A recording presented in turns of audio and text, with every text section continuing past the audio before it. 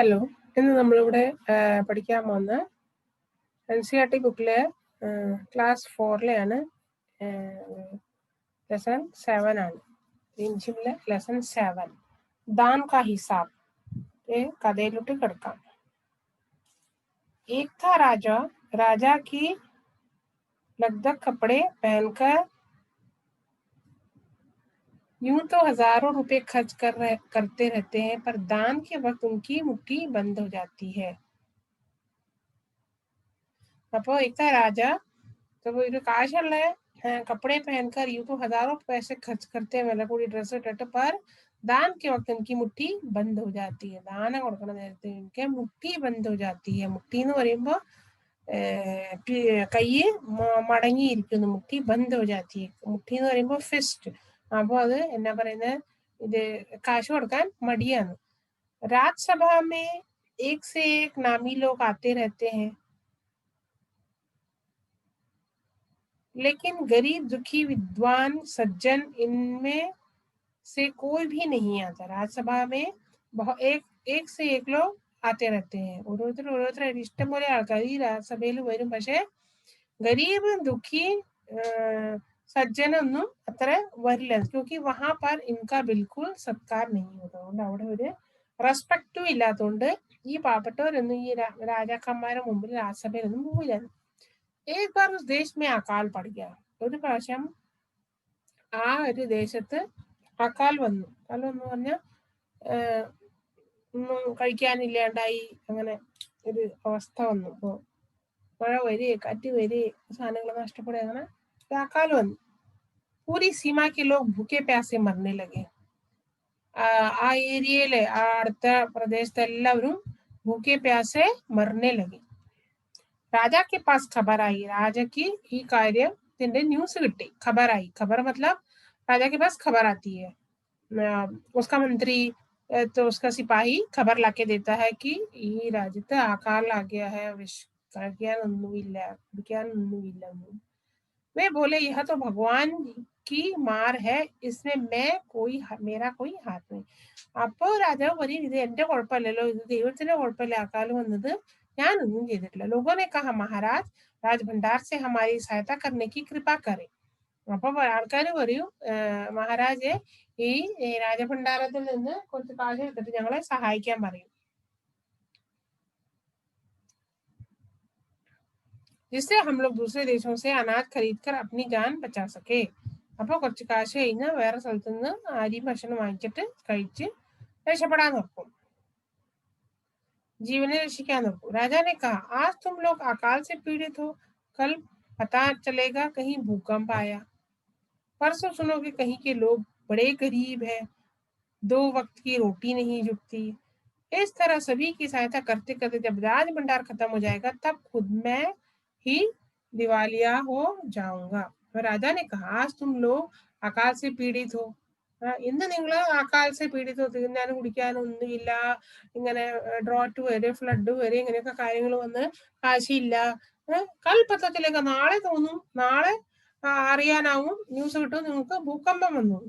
മറ്റന്നാ നിങ്ങൾക്ക് പർസം എന്ന് പറയുമ്പോൾ മറ്റന്നാൾ മനസ്സിലാവും, അറിയപ്പെടും, കഹിക്കലോ കുറെ ആൾക്കാർ ഭയങ്കര പാവപ്പെട്ടവരാണ്, അവർക്ക് കഴിക്കാനില്ല. इस तरह की सहायता അങ്ങനെ സഹായിച്ച് രാജഭണ്ഡാരം മുഴുവൻ കാലിയാവും.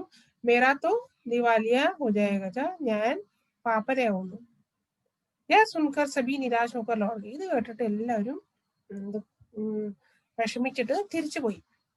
इधर अकाल का प्रकोप फैलता ही जा रहा था. अकाल കൂടിയിട്ട് ഇങ്ങനെ കൂടിയോണ്ടിരിക്കുകയാണ്. ना जाने रोज कितने ही लोग भूख से मरने लगे. എത്ര പേര് വിശന്നിട്ട് മരിക്കാൻ തുടങ്ങി, ആഹാരമൊന്നുമില്ല. लोग फिर राजा के पास पहुंचे. ആൾക്കാർ പിന്നെ രാജാവിന്റെ അടുത്ത്. उन्होंने राज्यसभा में गुहार लगाई, दुहाई महाराज आपसे ज्यादा कुछ नहीं चाहते, सिर्फ 10,000 रुपया हमें दे दे तो हम आधा पेट खाकर भी जिंदा रह सकते हैं. നിങ്ങളോട് കൂടുതലൊന്നും കാണിക്കുന്നില്ല, ആകെ ഒരു 10,000 രൂപ തരുവാണെങ്കിൽ കുറച്ച് ആഹാരം കഴിച്ചിട്ട്, ആധാ പേട്ട് ഭർക്കാൻ, പകുതി ആഹാരം കഴിച്ചിട്ട് അറ്റ്ലീസ്റ്റ് ജീവിച്ചിരിക്കാന്ന് പറയും. ഞങ്ങൾക്ക് ജീവിച്ചിരിക്കാൻ പറ്റുന്നു. राजा ने कहा 10,000 रुपए भी क्या तुम्हें बहुत कम लग रहे हैं और उतने कष्ट से जीवित रहकर लाभ ही क्या है? അപ്പൊ പറയും 10,000 നിങ്ങൾക്ക് കുറവാണ് തോന്നുന്നത്, അത്രയും വിഷമിച്ച് ജീവിച്ചിരുന്നിട്ട് എന്താണ് കാര്യം പകുതി നിന്നിട്ട്. एक व्यक्ति ने कहा भगवान की कृपा से लाखों रुपया राजकोष में मौजूद है. ദൈവം അനുഗ്രഹിച്ച് നിങ്ങളുടെ ഇഷ്ടം പോലെ ലക്ഷക്കണക്കിന് കാശുണ്ടല്ലോ. ജैसे धन का सागर हो, जैसे धन का सागर എന്ന് പറയുമ്പോൾ ഓഷൻ. അപ്പൊ കാശിന്റെ ഒരു അത്രയും കാശുള്ള ഒരു അർത്ഥത്തിലുള്ള പറയണ ധൻ का सागर हो, उसमें से एक आधा लोटा ले लेने से महाराज का क्या नुकसान होगा. അപ്പൊ ധൻ का सागर ആണ്. അപ്പൊ ഈ കാശിനെ അവര് ഓഷന്റെ ഈസ് ഈക്വൽ ടു കമ്പയർ ചെയ്തിരിക്കുന്നത്. ഒരു വലിയ ഓഷൻ പോലെ നിങ്ങളുടെ കാശ് ഇറക്കുന്നത്, അതിനകത്തുനിന്ന് ഒരു മഗ് വെള്ളം എടുത്ത് തരുമ്പോ ആ സാഗറിനകത്തുനിന്ന് ഒരു തുള്ളി വെള്ളം പോയാ ഒന്നും അറിയില്ല. അതേപോലെ എത്രയും കാശ് ഇരിക്കുന്നതിന് ഒരു കുറേശ്ശെ കാശ് തന്നു കഴിഞ്ഞാൽ आपका क्या नुकसान होगा. राजा ने कहा राजकोष से अधिक धन है तो क्या उसे दोनों हाथों से लुटा दो. അപ്പൊ രാജാവ് പറയും കാശുണ്ട് വെച്ചിട്ട് എന്താ രണ്ട് കൈയും വാരി കൊടുക്കണോ ചോദിക്കും. एक अन्य व्यक्ति ने कहा महल में प्रतिदिन हजारों रुपये इन सुगंधित वस्त्र मनोरंजन और महल की सजावट में खर्च होते हैं. അപ്പോ മെഹലിലെ കുറെ വസ്ത്രം മേടിക്കാനും മനോരഞ്ജൻ ചെയ്യാനും ഡാൻസ് പാട്ട് അതിനൊക്കെ ഇഷ്ടംപോലെ കാശ് ചെലവാവുണ്ടല്ലോ. यदि इन रुपयों में से भी थोड़ा धन जरूरतमंदों को मिल जाए तो उन दुखियों की जान बच जाएगी. അപ്പൊ ഇത്ര കാശെ കുറിച്ച് ഈ പാവപ്പെട്ടവർക്ക് കിട്ടുകയാണെങ്കിലും ജീവൻ രക്ഷപ്പെടുത്താൻ പറ്റും. यह सुनकर राजा को क्रोध आ गया. वो गुस्से से बोला खुद भिखारी होकर मुझे उपदेश दे रहे हो. അപ്പൊ രാജാവ് ദേഷ്യം വന്നിട്ട് പറയും നീ തന്നെ ഒരു ധർമ്മക്കാരൻ പോലെയാണ്, ഭിക്കാരി എന്ന് പറയുമ്പോൾ കാശില്ലാത്തതാണ്, നീയാണ് എന്നെ ഉപദേശിക്കുന്നത്. मेरा रुपया मैं चाहे उसे उबाल कर खाऊं चाहे तलकर തൽക്കർ. പറയും എന്റെ കാശാണ്, ഞാനത് പുഴുങ്ങി തിന്നു വറുത്ത് തിന്നു എന്ന അർത്ഥത്തിൽ പറയും. മേരി മർസി, എന്റെ ഇഷ്ടം. തും അഗർ ഇസ് തരഹ ബക്വാസ് കരോगे तो मुश्किल में पड़ जाओगे. നീ ഇങ്ങനെ ആവശ്യമില്ലാത്തവരും പറയുകയാണെങ്കിൽ നിനക്ക് ബുദ്ധിമുട്ട് വരുന്നു പറയും. इसलिए इसी वक्त तुम चुपचाप खिसक जाओ. അതുകൊണ്ട് ഈ നേരത്തെ തന്നെ നീ മിണ്ടാതെ ഇവിടുന്ന് പോവാൻ പറയും. खिसक जाओ എന്ന് പറഞ്ഞു കഴിഞ്ഞാൽ മിണ്ടാതെ പോവാൻ ലോക്കൽ ഭർത്താൻ. राजा का क्रोध देखकर लोग वहां से चले गए. രാജയുടെ ക്രോധം കണ്ടിട്ട് അവരെല്ലാവരും അവിടെ നിന്ന് പോയി. राजा हंसते हुए बोला छोटे मुंह बड़ी बात, अगर 100-200 रुपये होते तो एक बार सोच भी सकता था. അപ്പോ രാജ പറയും ഒരു 100-200 രൂപയാണെങ്കിൽ ആലോചിക്കുകയും ചെയ്യായിരുന്നു. ഇവരോട് 10,000 രൂപ ചോദിച്ചേ. പരേതാരോ की खुराक 2-4 दिन कम कर देता और यह रकम पूरी भी हो जाती. അപ്പൊ സിപ്പാഹിയും ഈ ഇവിടെ കൂടെ നിൽക്കുന്ന ആൾക്കാരെ കുറച്ച് കാശ് കൊടുത്തിട്ട് ഇവർക്ക് 100 കാശ് കൊടുക്കായിരുന്നു. പക്ഷേ മഗർ 100-200 से इन लोगों का पेट नहीं भरेगा.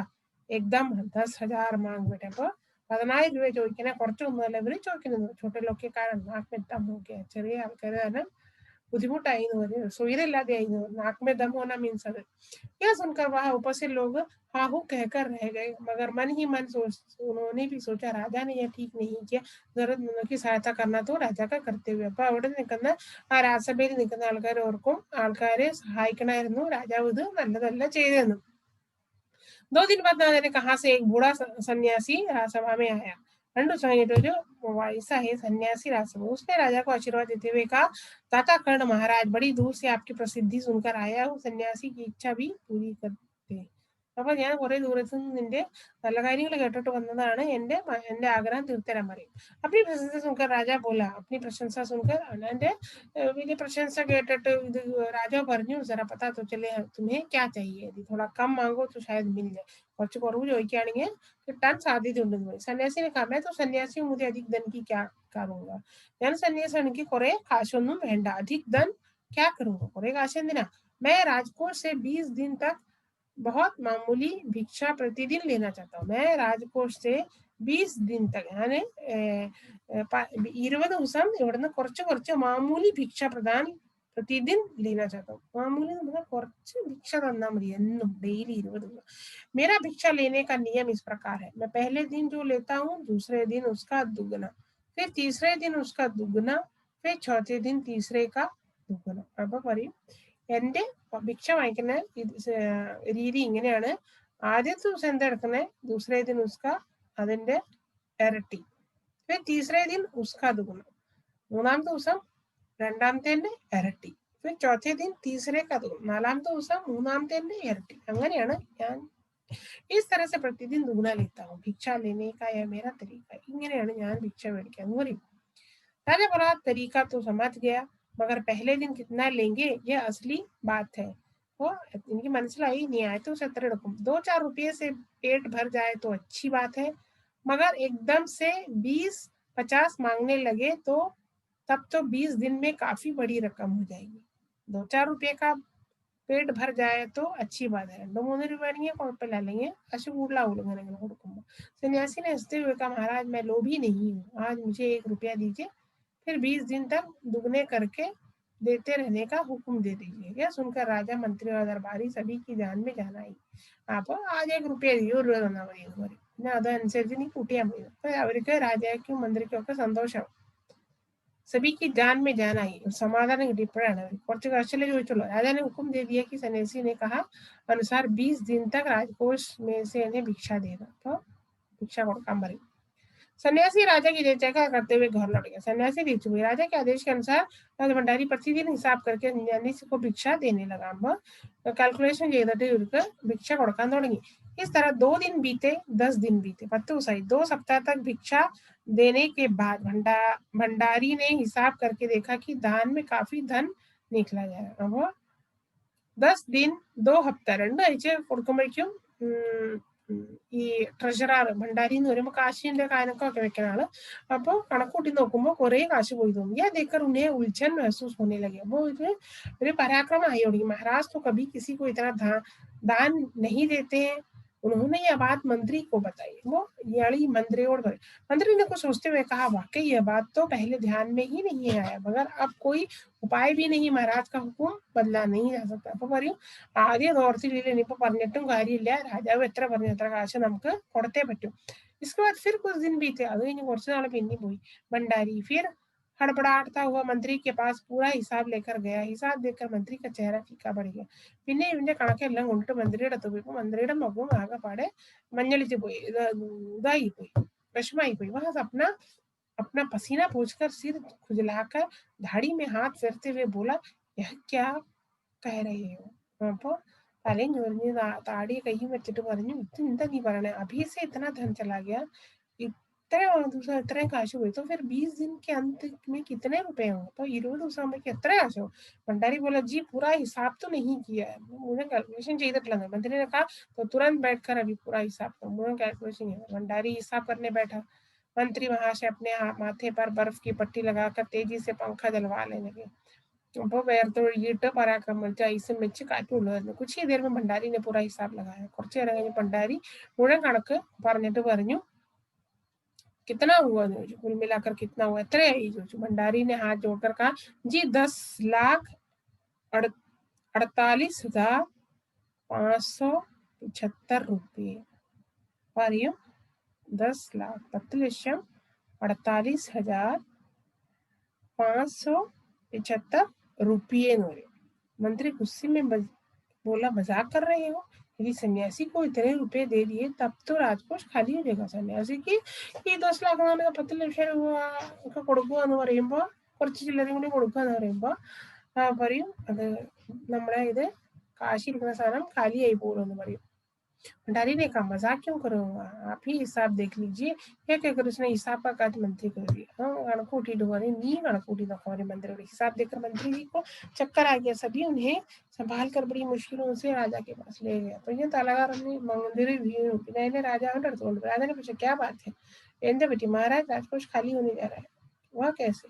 महाराज सन्यासी को आपने भिक्षा देने का हुक्म दिया था, मगर आपको अब पता चला कि उन्होंने इस तरह राजकोष से करीब 10 लाख रुपए झटकने का उपाय कर लिया है. वो 10 ലക്ഷം രൂപയോളം പോയി കഴിഞ്ഞു. तो दान का हिसाब इला दे रही. पहला दिन 1 रुपया, दूसरा दिन 2 रुपया, तीसरा दिन 4 रुपया, 8 രൂപ, 16, 32 അങ്ങനെ. അപ്പം राजा ने उसे एक बार देखा, 2 बार देखा, इसके बाद वह बेहोश हो गया. आधे बेहोश है. काफी कोशिश के बाद उनके होश में आ जाने पर सन्यासी को बुलाने दौड़े.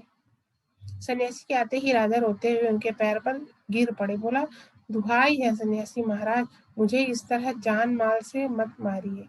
എന്നെ ഇങ്ങനെ കൊല്ലരുതെന്ന് പറയും.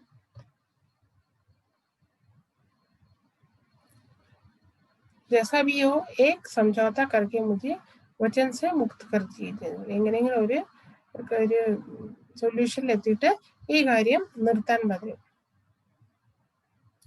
अगर आपको 20 दिन तक भिक्षा दी गई तो राजकोष खाली हो जाएगा, फिर राजकाज कैसे चलेगा। सन्यासी ने गंभीर होकर कहा, इस राज्य में लोग अकाल से मर रहे हैं, मुझे उनके लिए केवल 50,000 रुपये चाहिए। वह रुपया मिलते ही मैं समझूंगा मुझे मेरा पूरा ഭിക്ഷ മിൽ जाएगी. ഈ ആൾക്കാർ കഷ്ടപ്പെടുവാണ്, അപ്പൊ ഇവർക്ക് വേണ്ടി ഒരു 50,000 രൂപ വേണം, അത് കഴിഞ്ഞാൽ ഞാനിത് നിർത്തുന്നു. राजा ने कहा, परंतु उस दिन एक आदमी ने मुझसे कहा था लोगों के लिए 10,000 रुपये बहुत होंगे. സന്യാസി ने कहा, मगर आज मैं कहता हूँ कि 50,000 से एक पैसा कम नहीं दूंगा. അപ്പൊ സന്യാസി പറയും, രാജാവ് പറയും, അന്ന് അവര് 10,000 രൂപയാണല്ലോ ചോദിച്ചത്, അതുകൊണ്ട് തന്നെ എല്ലാവർക്കും ആവുന്നുണ്ട്. സന്യാസി പറയും, എനിക്ക് 50,000 രൂപ വേണം, उससे एक पैसा कम नहीं लूंगा, അതിനകത്തുനിന്ന് ഒരു രൂപ ഞാൻ കുറച്ച് कम नहीं लूंगा. राजा गिड़गिड़ाया, मंत्री गिड़गिड़ाया, सभी गिड़गिड़ाए, मगर सन्यासी अपने वचन पर डटा रहा. आखिरकार लाचार होकर राजकोष से 50,000 रुपये सन्यासी को देने के बाद ही राजा की जान बची. അപ്പോൾ ലാസ്റ്റ് ഇവരെല്ലാം ഗിഡ്ഗിഡാണെന്ന് പറഞ്ഞ കൈയും കാര്യം പിടിച്ചിട്ടും ഈ സന്യാസി ഒന്നും അനുസരിച്ചില്ല.